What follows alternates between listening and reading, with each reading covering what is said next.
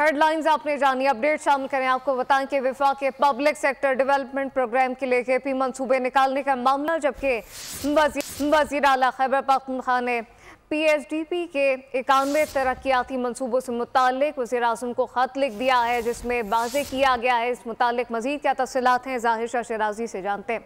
ज़ाहिर शाह शिराज़ी, बताइएगा, ख़त लिखा गया है, क्या कुछ कहा गया?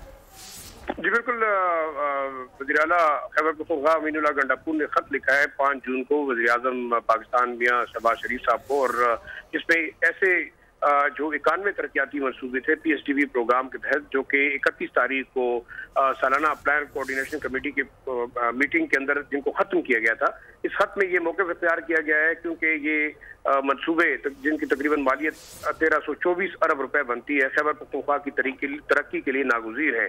और वफाकी हुकूमत जो है वो इन मंसूबों को जो है वो PSDP प्लान में दोबारा शामिल करे। ये भी मौक़िफ़ इख्तियार किया गया है कि ये मंसूबे जो है SIFC और जो मुश्तरका मुफादात कौंसिल है उसकी मीटिंग और अप्रूवल की खिलाफ वर्जी है।